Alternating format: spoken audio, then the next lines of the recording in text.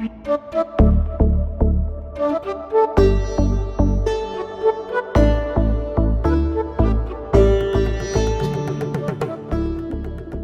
guys, and welcome to part 5 of our adventure in Ladakh. This time we're going to be taking you on a reverse tour of the Spiti Valley circuit.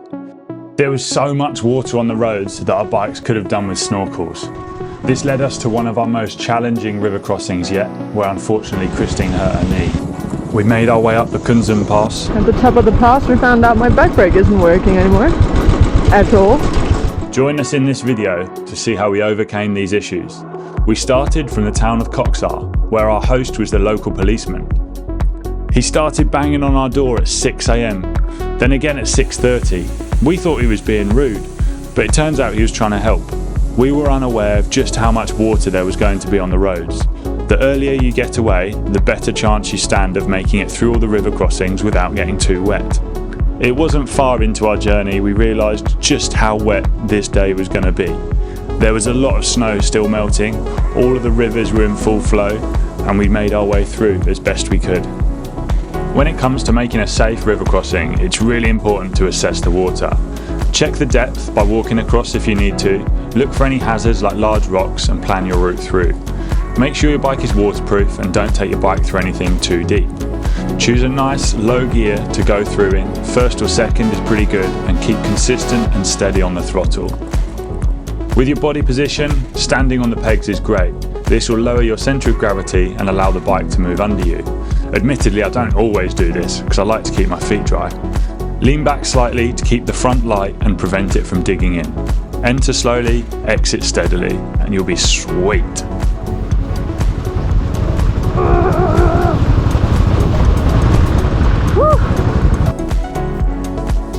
On our journey through, we came across numerous herds of goats. They were Pashmina goats, and they're reared for their wool, milk and cheese, and manure. A lot of the people looking after them are semi-nomadic, migrating with their flocks seasonally to find better grazing land, trying to keep their flocks protected from the snow leopards and wolves in the area. Alright, goaties, I gotta go. You guys just be on a solo mission? It wasn't long before we felt the need to stop for our chai tea fix.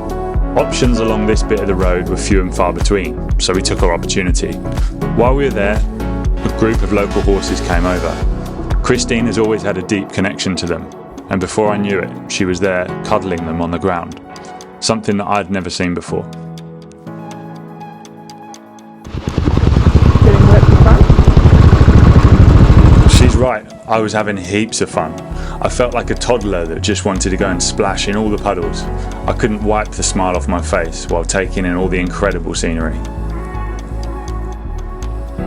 As we wound our way further up the valley, our altitude increased, the air pressure dropped, and the roads got somewhat better, even finding some dust on our route. Time for those rolls on that.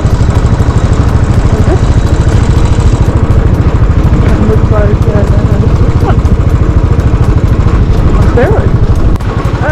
I'm not sure if I'm this fun anymore. The bits of loose rock that we did have to ride through with water running on top were quite tricky though. The reason there's so much loose rock here is from the valley's arid cold desert climate, meaning intense temperature fluctuations between day and night. These variations cause thermal stress on the rocks, leading to cracking and fragmentation. That, with the strong winds and glacial movement, also erode the rock, leaving behind loose debris. Is there any way around it when we're on bikes? I come back to my earlier point about making safe decisions. This is the first lake we came across that we weren't comfortable about crossing, so we scouted around and found this path just over to the left, meaning we could avoid the deeper water.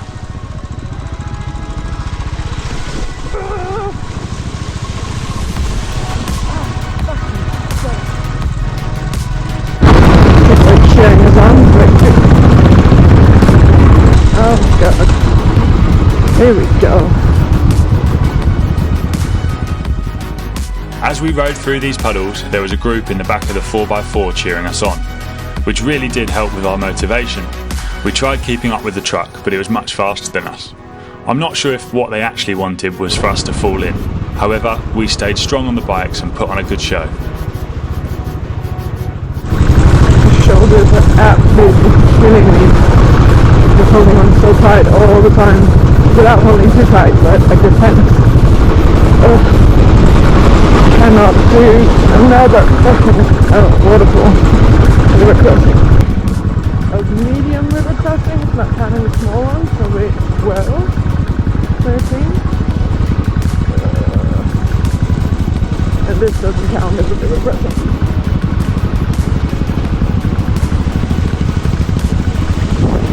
Pretty though.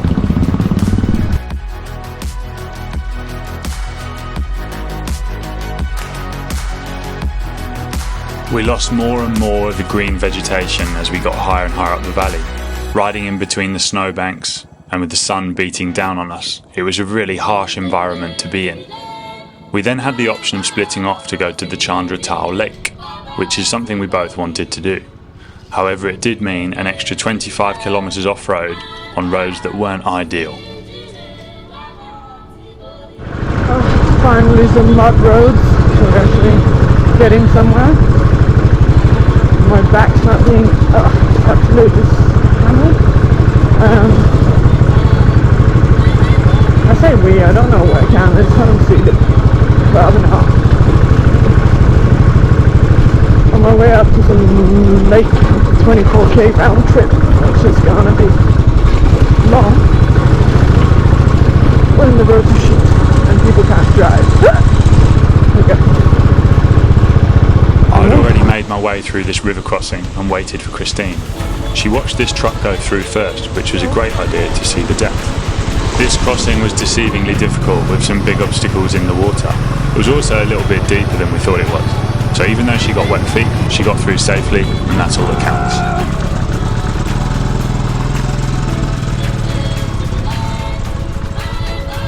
The Chandra Tal Lake, otherwise known as Moon Lake, sits at 4,300 metres. It's a popular trekking destination, and at that altitude you do feel like you're out of breath quite a lot. These cool little yaks were running around while we were there, and it's well worth the visit, even if it is an out and back journey from the main road. I thought that the guys on the other side of the river had sent someone in to check for the best line through. However, it turned out he was just there looking for the best photograph opportunity. So we came through, giving them time and space to do that, and we made our way up the Chandra Pass.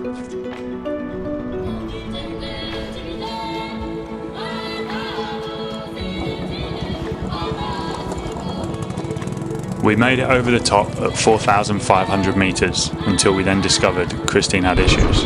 Been having some pretty interesting problems. At the top of the pass we found out my back brake isn't working anymore at all.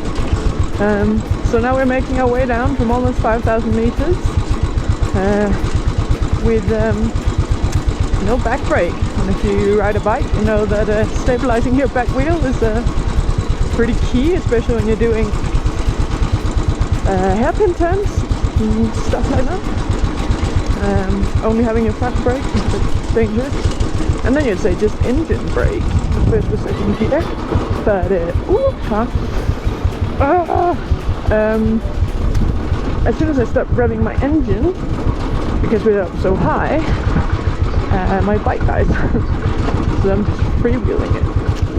Anyway, so that's another day in the struggles. Of course, had she have told me about the engine cutting out, we could have fiddled with that on the road. However, having had a look at the back brake, we needed parts from the mechanic. She lived! We're at the bottom of the pass.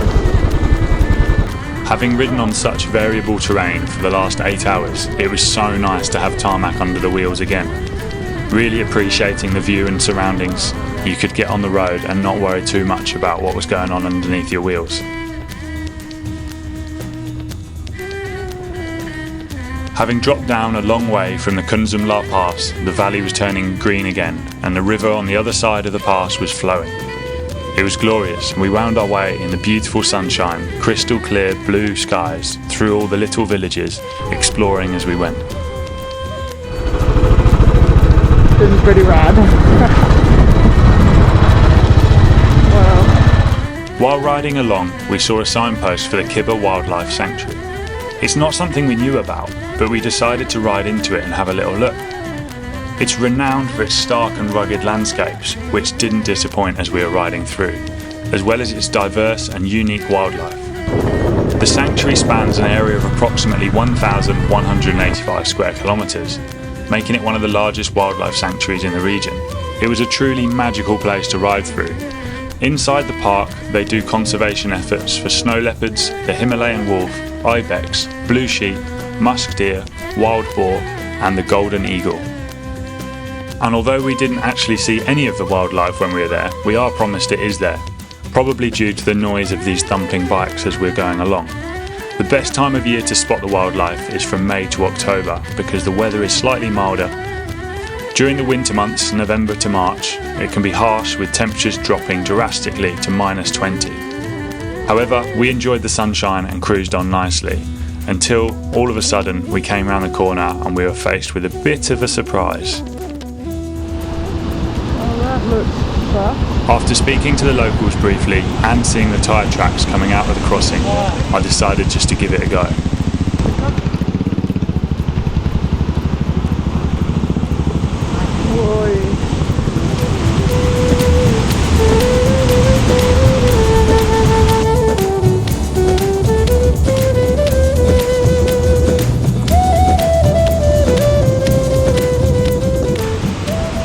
Caused by a landslide up above, it was definitely the most challenging crossing we had done. I ran back to try and help Christine, however she was already on the go before I could get there.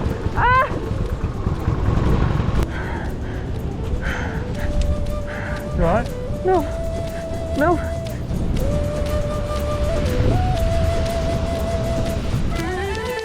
Unfortunately, Christine had an old knee injury, and crossing this river she aggravated it again by stamping down. It's difficult to say exactly what went wrong, but my best guess is that when she hit the rut in the middle here, her weight was slightly off, which threw her off to the right. She then tried to overcorrect, stamping down with her left and bad leg so that she didn't ride off the side, and that's where the damage came from.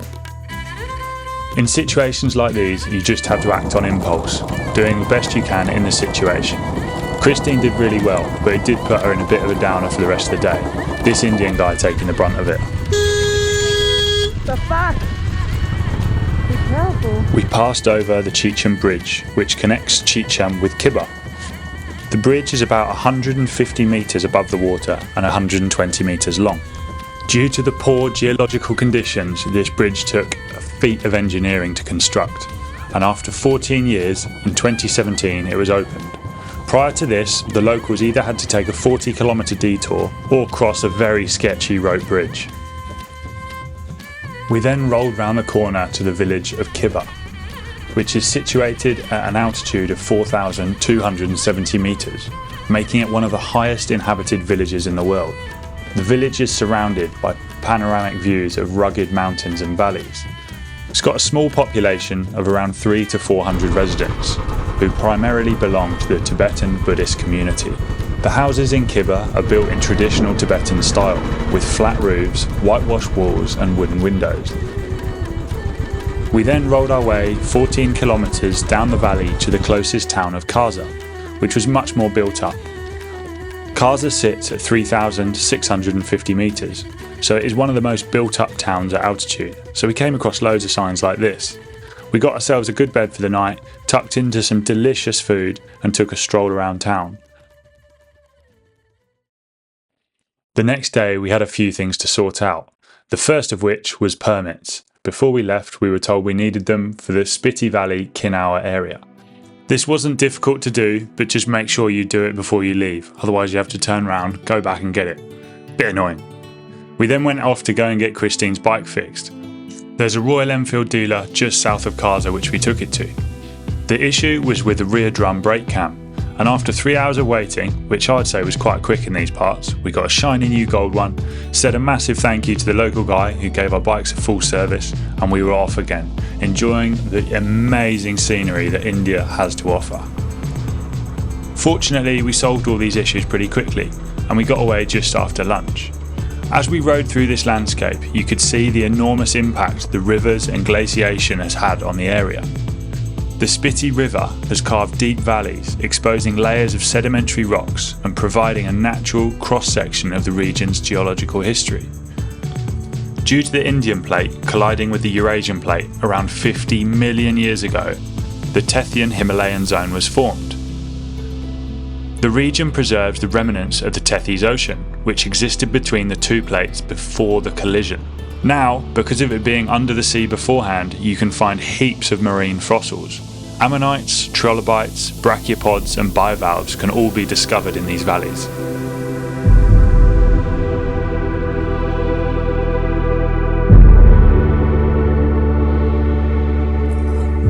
I'm very warm. I'm so warm, taking it all off. Yeah, okay. We're riding slow. Yeah. A bit more? Yeah. Where are we? No idea. So we've done an hour of riding. Okay, so we're about 2/3, 3/4 of the way to Tarbo. So I reckon 20 minutes we'll be in Tarbo. Yeah.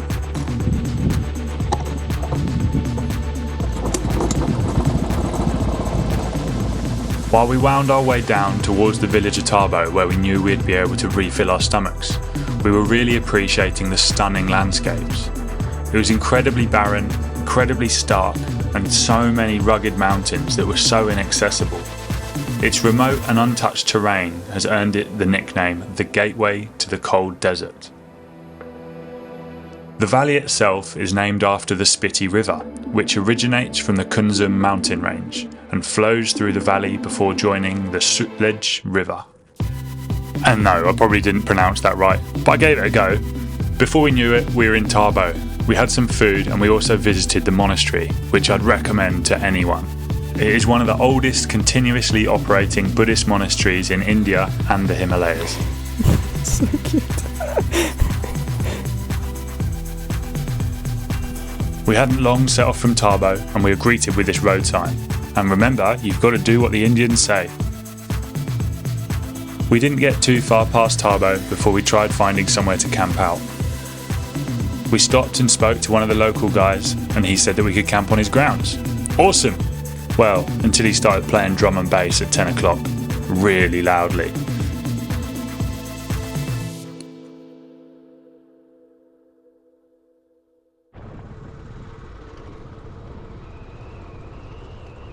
Our host gave us a full tour of the surrounding area and cooked us breakfast before we left. Very accommodating. We then set off down these incredible canyons, listening to our Royal Enfields pound against the walls as we made our way down. It took us over quite a high mountain pass to begin with, where we found ourselves in some roadworks, which delayed us for around an hour. It's not like we had a bad view while we waited though. We enjoyed it immensely, chatted a little bit with the locals, and once we got back on our way, the road was phenomenal. Views outstanding. We even got treated to a bit of smooth tarmac.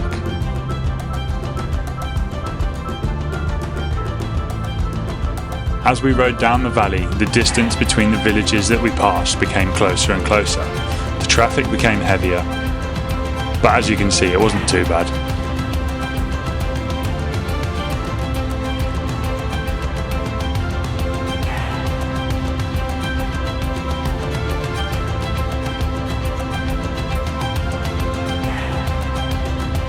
Winding down these canyons was truly phenomenal, and it once again made us think just how hard it must have been to build roads like these.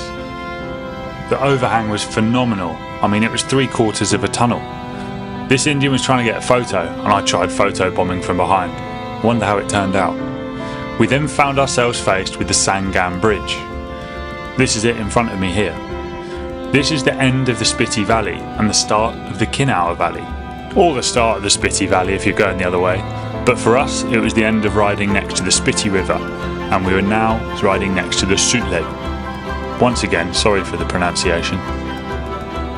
Unlike the Spiti Valley, the Kinnaur is far greener, and it is known for lush villages like Kalpa, Sangla and Chitkul.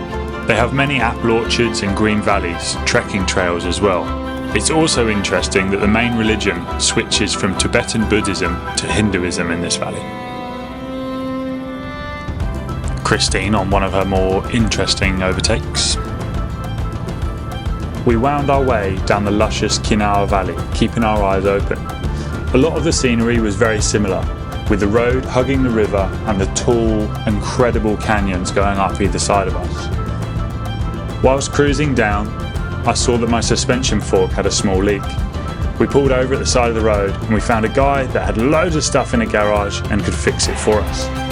We then carried on down the valley until we got to the small town of Nirath, where we got our heads down and decided which way we wanted to go next. Our journey took us to some incredible camp spots, a dip in the Ganges, getting on someone else's motorbike and stopped by the police. If you could help me out by liking and subscribing to my channel, that would be incredible.